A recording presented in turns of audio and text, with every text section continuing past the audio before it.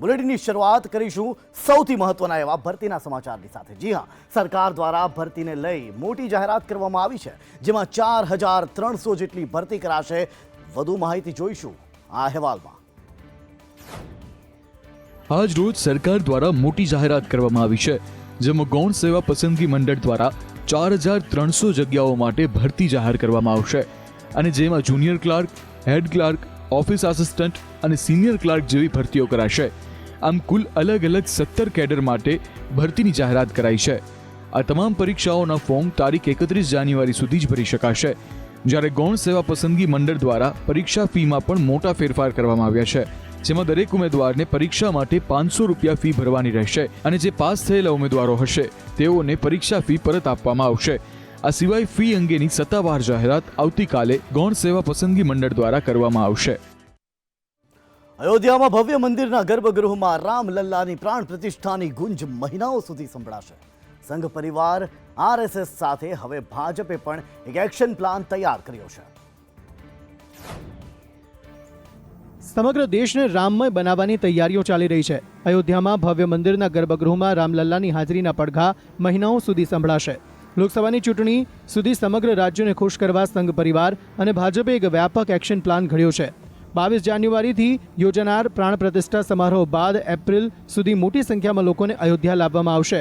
આ માટે રાજ્યના દરેક જિલ્લા માટે તારીખો નક્કી કરવામાં આવી રહી છે। દરેક વિધાનસભા મત વિસ્તારમાંથી ભાગીદારી સુનિશ્ચિત કરવાની યોજના છે। એક તરફ સંઘે દેશભરમાંથી પોતાના સંગઠન પ્રાંત મુજબના લોકોને લાવવાનું નક્કી કર્યું છે, જ્યારે ભાજપે રાજ્યવાર લોકોને આ અંગે જાણ કરવાનું શરૂ કર્યું છે। રાજ્યમાં જિલ્લાવાર લોકોને અયોધ્યા લાવી રામલલ્લાના દર્શન કરાવવાની કવાયત અયોધ્યાથી શરૂ થઈ ગઈ છે।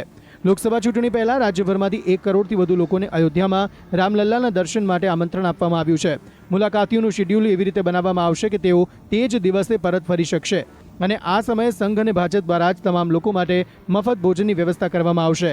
આ સમયે મોટા પાયે ભંડારો યોજવાની પણ યોજના બનાવવામાં આવી છે। લોકસભા ચૂંટણી પહેલા ભાજપે કવાયત હાથ ધરી છે। ગુજરાતમાં સ્ક્રીનિંગ કમિટીની રચના પણ કરી લેવામાં આવી છે। ભરત બોદરાને તેના અધ્યક્ષ બનાવાયા છે। લોકસભા ચૂંટણીને લઈ ભાજપ એક્શન મોડમાં જોવા મળી રહી છે। દિલ્હી બાદ ગુજરાતમાં પણ હવે સ્ક્રીનિંગ કમિટીની રચના કરવામાં આવી છે। તેમાં અન્ય પક્ષમાંથી નેતાઓને જોડવા સ્ક્રીનિંગ કમિટીની રચના કરવામાં આવી છે। પ્રદેશ સ્તરે 5 લોકોને આ અંગે જવાબદારી પણ સોંપાઈ છે। ભરત બોઘરાને કમિટીના અધ્યક્ષ બનાવાયા છે। રાજ્ય સરકારના મંત્રી પ્રફુલ પાનસેરિયાનો કમિટીમાં સમાવેશ કરવામાં આવ્યો છે, તેમજ સુરેન્દ્રનગરના ધારાસભ્ય જગદીશ મકવાણાનો પણ કમિટીમાં સમાવેશ કરાયો છે। નેતાઓ સાથે સંકલન બાદ જ બીજેપીમાં એન્ટ્રી આપવામાં આવશે તે આ સ્ક્રીનિંગ કમિટીની જવાબદારી હશે। કેટલાક રાજ્યોમાં કડવા અનુભવ બાદ આ કમિટીની રચના ગુજરાતમાં કરવામાં આવી છે। લોકસભા ચૂંટણીને લઈને બીજેપીએ આ કમિટીની રચના કરી છે। અન્ય પક્ષમાંથી નેતાઓ, કી વોટર, સામાજિક આગેવાનોને જોડવા સ્ક્રીનિંગ કમિટીની રચના કરાઈ છે। તેમાં પ્રદેશ સ્તરે 5 લોકોને જવાબદારી સોંપાઈ। લોકસભા ચૂંટણી પહેલા લોકોને ભાજપ સાથે જોડવા 5 નેતાઓ સંકલન કરશે। આ નેતાઓ સાથે સંકલન બાદ જ બીજેપીમાં તેમને એન્ટ્રી મળશે। કેટલાક રાજ્યોમાં ભાજપને થયેલા કડવા અનુભવ બાદ દેશભરમાં કમિટી રચવા આદેશ અપાયા છે। દિલ્હીના સીએમ અરવિંદ કેજરીવાલ આજે પણ ઈડી સમક્ષ હાજર થયા નથી। આમ આદમી પાર્ટીએ લોકસભા ચૂંટણી પહેલા આ નોટિસ કેમ જારી કરવામાં આવી તેને લઈને ઈડીને સવાલ પૂછ્યો હતો। ઈડીએ તેમને આજે ત્રીજી વખત સમન્સ પાઠવ્યા હતા અને પૂછપરછ માટે બોલાવ્યા હતા। તેવામાં આમ આદમી પાર્ટીએ પૂછ્યું કે લોકસભા ચૂંટણી પહેલા તેમને નોટિસ કેમ જારી કરવામાં આવી રહી છે। આપના 3 નેતા સત્યેન્દ્ર જૈન, મનીષ સિસોદિયા અને સંજય સિંહ દારૂ નીતિ કેસમાં જેલમાં છે। આ પહેલા ઈડીએ કેજરીવાલને 2 નવેમ્બર અને 21 ડિસેમ્બરે હાજર થવા માટે 2 સમન્સ મોકલ્યા હતા, પરંતુ કેજરીવાલે આ બંને સમન્સને ગેરકાયદેસર અને રાજકીય પ્રેરિત ગણાવીને ઈડી સમક્ષ હાજર થવાનો ઇનકાર કર્યો હતો। 21 ડિસેમ્બરે સમન્સ મળ્યા બાદ કેજરીવાલ 10 દિવસથી રાજકીય પ્રવાસે ગયા હતા। આમ આદમી પાર્ટીએ કહ્યું કે અમે ઈડીની તપાસમાં સહકાર આપવા તૈયાર છીએ, પરંતુ ઈડીની નોટિસ ગેરકાયદેસર છે। તેમનો ઈરાદો કેજરીવાલની ધરપકડ કરવાનો છે, જેથી કેજરીવાલ લોકસભા ચૂંટણીમાં પ્રચાર ન કરી શકે। કોંગ્રેસ નેતા ઉદિત રાજે કહ્યું કે ઈડીએ ઝારખંડમાં સીએમ હેમંત સોરેનની નજીકના લોકોના સ્થળો પર દરોડા પાડ્યા। ઈડીએ ચૂંટણી પહેલા છત્તીસગઢના પૂર્વ સીએમ ભૂપેશ બઘેલને નોટિસ મોકલી અને તેમના પર ખોટા આરોપ લગાવ્યા હતા અને હવે અરવિંદ કેજરીવાલ પર કાર્યવાહી પર લટકતી તલવાર છે।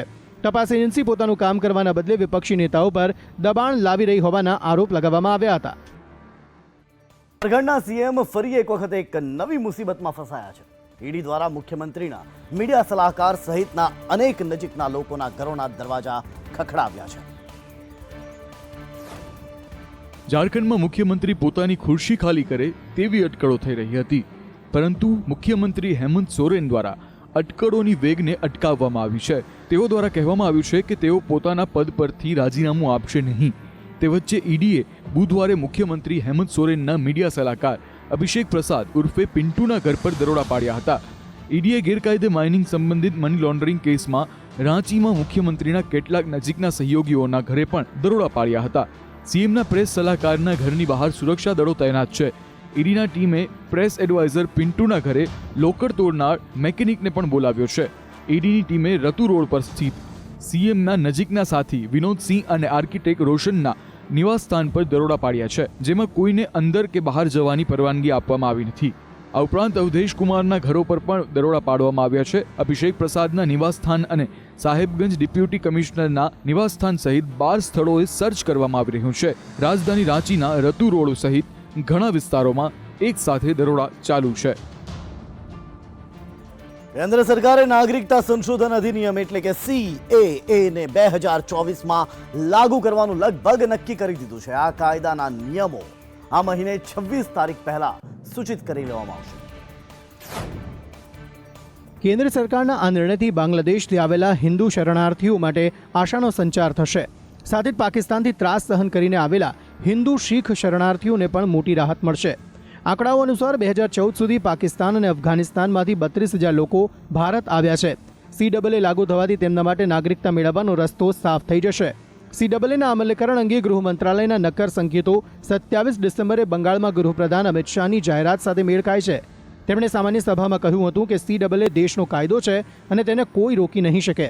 સંસદે 11 ડિસેમ્બર 2019ના રોજ CAAને મંજૂરી આપી હતી. જોકે સરકારે આ કાયદાને લાગુ કરવા માટે નિયમો બનાવવાની સમય મર્યાદા 8 વખત લંબાવી છે. નાગરિકતા અધિનિયમ 1955 હેઠળ 9 રાજ્યોમાં 30થી વધુ જિલ્લા મેજિસ્ટ્રેટ અને ગૃહ સચિવોને નાગરિકતા આપવાની સત્તા આપવામાં આવી છે. આ રાજ્યોમાં ગુજરાત, રાજસ્થાન, મધ્યપ્રદેશ, છત્તીસગઢ, હરિયાણા, પંજાબ, યુપી, દિલ્હી અને મહારાષ્ટ્રનો સમાવેશ થાય છે. પશ્ચિમ બંગાળમાંથી તૃણમૂલ કોંગ્રેસના પૂર્વ સાંસદ મહુઆ મોઇત્રા હવે નવા વિવાદમાં ફસાયેલા જોવા મળી રહ્યા છે. લોકસભાનું સભ્યપદ ગુમાવનાર મોઇત્રા પર હવે જાસૂસીનો આરોપ લાગ્યો છે. વરિષ્ઠ એડવોકેટ જય અનંત દેહદરાઈએ તેમના પર બંગાળ પોલીસની મદદથી ગેરકાયદે દેખરેખ રાખવાનો આરોપ લગાવાયો છે. દેહદરાઈએ જ મોઇત્રા પર સવાલોના બદલામાં પૈસા લેવાનો આરોપ લગાવ્યો હતો, જેના કારણે તેમને લોકસભાનું સભ્યપદ ગુમાવવું પડ્યું હતું. CBI અને ગૃહ મંત્રાલયને કરેલી ફરિયાદમાં સુપ્રીમ કોર્ટના વકીલે આરોપ મૂક્યો હતો કે મોઇત્રાએ તેના ભૂતપૂર્વ બોયફ્રેન્ડના કોલ ડિટેલ રેકોર્ડ્સ ગેરકાયદે રીતે મેળવ્યા હતા, કારણ કે તેને શંકા હતી કે તેનું જર્મન મહિલા સાથે અફેર છે. આ મહિલા એક મોટી સોશિયલ મીડિયા કંપનીની સિનિયર ઓફિસર છે. દેહદરાઈએ કહ્યું કે તેમની પાસે એવું માનવા માટે મજબૂત કારણો છે કે મોઇત્રા તેમના પર ગેરકાયદે દેખરેખ રાખવા માટે બંગાળ પોલીસના વરિષ્ઠ અધિકારીઓ સાથે તેમના સંપર્કોનો ઉપયોગ કરી રહી હતી. મહુઆ મોઇત્રા એક સમયે વકીલ જય અનંત દેહદરાઈ સાથે રિલેશનશિપમાં હતા અને બાદમાં તેઓ અલગ થઈ ગયા હતા.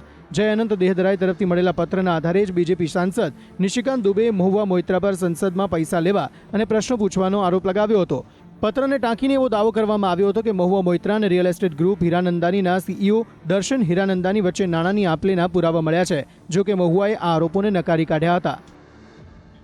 CJIએ કહ્યું, વકીલ સાહેબ ધીમે બોલો, નહીતર બહાર કાઢી મૂકીશ. 23 વર્ષની કરિયરમાં ઊંચા અવાજથી ક્યારેય નહીં દબાયો. ભવિષ્યમાં પણ આવું નહીં થાય. સુપ્રીમ કોર્ટના ચીફ જસ્ટિસ DY ચંદ્રચૂડ એક વકીલ પર ગુસ્સે થઈ ગયા. વકીલ પેટિશનની યાદી અંગે CJI સાથે જોરથી વાત કરી હતી. તેના પર ચંદ્રચૂડે વકીલને ઠપકો આપતા કહ્યું, તમારે નીચા અવાજમાં વાત કરવી જોઈએ, નહીં તો હું તમને કોર્ટમાંથી બહાર કાઢી નાખીશ. CJIએ વકીલને કહ્યું, એક સેકન્ડ, પહેલા તમારો અવાજ નીચો કરો. તમે સુપ્રીમ કોર્ટમાં ઊભા રહીને તમારો વિચારો વ્યક્ત કરી રહ્યા છો. જો તમને લાગે છે કે તમે જોરથી બોલીને કોર્ટને ડરાવી શકો છો, તો તમે ખોટા છો. મારી 23 વર્ષની કારકિર્દીમાં ક્યારેય મારી સાથે આ રીતે કોઈએ વાત કરી નથી. મારા કરિયરના બાકીના 1 વર્ષમાં પણ હું આવું થવા નહીં દઉં. ચીફ જસ્ટિસે વકીલને વધુમાં કહ્યું, તમને ખબર હોવી જોઈએ કે તમે ક્યાં ઊભા છો. શું તમે દર વખતે આ રીતે બૂમો પાડો છો? CJIની ચેતવણી બાદ વકીલે તરત જ માફી માંગી અને નમ્રતાથી કોર્ટ સમક્ષ પોતાના વિચારો રજૂ કર્યા હતા. ભારતીય કુસ્તી સંઘને લઈને ચાલી રહેલા વિવાદે બુધવારે નવો વળાંક લીધો છે, જેમાં સાક્ષી, બજરંગ અને વિનેશ ફોગાટની સામે પહેલવાનો વિરોધ કરી રહ્યા છે. ભારતીય કુસ્તી સંઘને લઈને ચાલી રહેલા વિવાદે બુધવારે નવો વળાંક લીધો હતો. અત્યાર સુધી આંદોલન કરનારા અને પોતાનું સન્માન પરત કરનારા સાક્ષી મલિક, બજરંગ પુનિયા અને વિનેશ ફોગાટની સામે જ પહેલવાનો વિરોધ કરી રહ્યા છે. યુવા કુસ્તીબાજો ભારતમાં કુસ્તીના વિકાસમાં અવરોધ ઊભો કરવા બદલ ત્રણેય સામે કાર્યવાહીની માંગ કરી રહ્યા છે. આ ત્રણેય કુસ્તીબાજો વિરુદ્ધ સૂત્રોચ્ચાર કરતા લોકોના હાથમાં બેનર પણ હતા, જેના પર સૂત્રો લખ્યા હતા. જણાવી દઈએ કે રેસલિંગ ફેડરેશન ઓફ ઇન્ડિયા એટલે કે WFIના ભૂતપૂર્વ પ્રમુખ બ્રિજભૂષણ શરણસિંહના કથિત જાતીય સતામણી સામે બજરંગ પુનિયા, સાક્ષી મલિક અને વિનેશ ફોગાટના નેતૃત્વમાં વિરોધને કારણે ભારતીય રેસલરો 2023માં કોઈ પણ રાષ્ટ્રીય સ્પર્ધામાં રમી શક્યા નહોતા, જેથી આજે યુવા કુસ્તીબાજો જંતર મંતર પર એકઠા થયા હતા અને WFIમાં ચાલી રહેલા વિવાદમાં યુનાઇટેડ વર્લ્ડ રેસલિંગની કાર્યવાહી અને હસ્તક્ષેપની માંગ કરી હતી. અને જણાવી દઈએ કે ત્રણેય કુસ્તીબાજ વિરુદ્ધ સૂત્રોચ્ચાર કરતા આ લોકોના હાથમાં બેનર પણ હતા, જેના પર સૂત્રો લખ્યા હતા. લોકસભા ચૂંટણીને લઈ અમિત શાહ છઠ્ઠીએ ફરી એક વખત ગુજરાત આવશે. 52 સ્થાનિક નેતાઓની સાથે બેઠક કરશે અને ઘડશે રણનીતિ. લોકસભા ચૂંટણીને લઈને ભાજપ એક્શન મોડમાં જોવા મળી રહ્યું છે. ત્યારે ફરી સમાચાર આવ્યા છે કે કેન્દ્રીય ગૃહમંત્રી અમિત શાહ 6 જાન્યુઆરીએ પુનઃ ગુજરાત આવશે અને લોકસભા ચૂંટણીને ધ્યાનમાં રાખી એક મહત્વની બેઠક બોલાવવામાં આવી છે.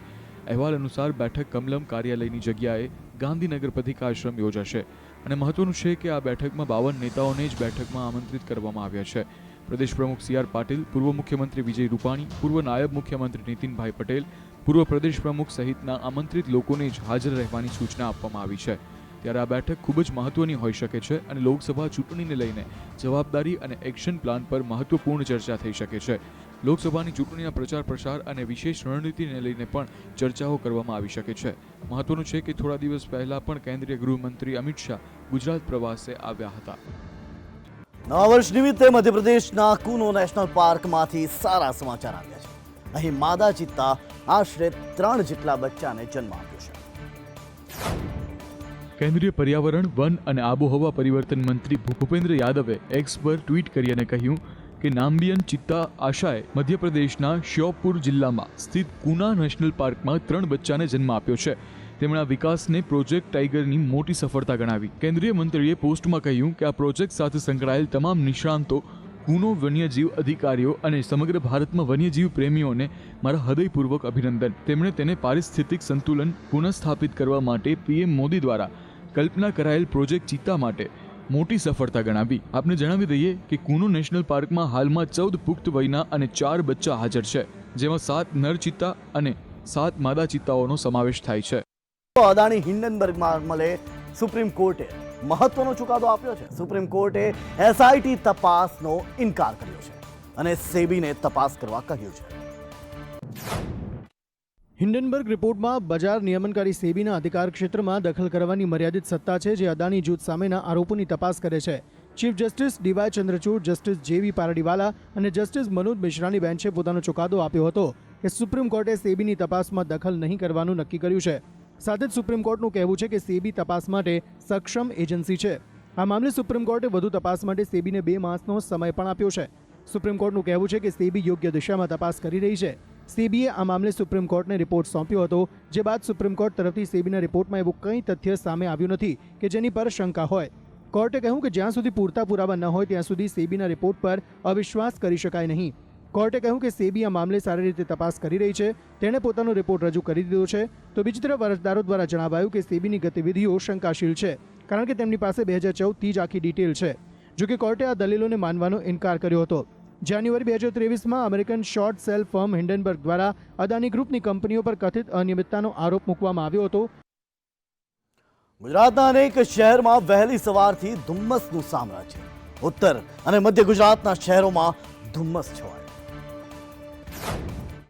લોકસભા ચૂંટણીને લઈને ભાજપ એક્શન મોડમાં જોવા મળી રહ્યું છે.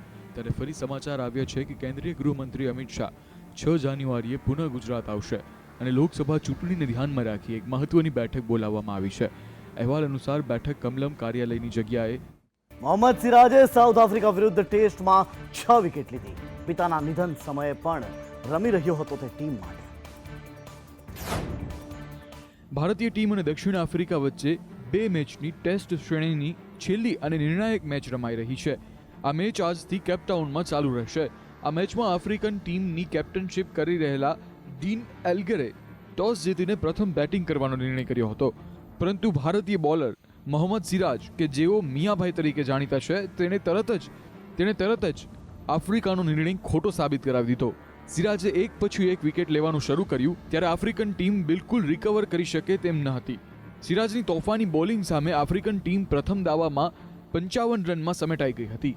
સિરાજે મેચમાં 9 ઓવરમાં 15 રન આપીને 6 વિકેટ ઝડપી લીધી. આફ્રિકાએ 15 રનમાં 4 વિકેટ ગુમાવી દીધી હતી. ત્યારબાદ 34ના સ્કોર પર 5મી વિકેટ પડી. ટેસ્ટ ઇતિહાસમાં આ પહેલીવાર બન્યું છે જ્યારે કોઈ ટીમ ભારત સામે 55 રનના આટલા ઓછા સ્કોર પર પડી હોય. આ શરમજનક સ્કોરનો રેકોર્ડ દક્ષિણ આફ્રિકાના નામ પર નોંધાયેલો છે. આ પહેલા ભારતીય ટીમે ન્યૂઝીલેન્ડને 62 રન સુધી રોકી દીધું હતું.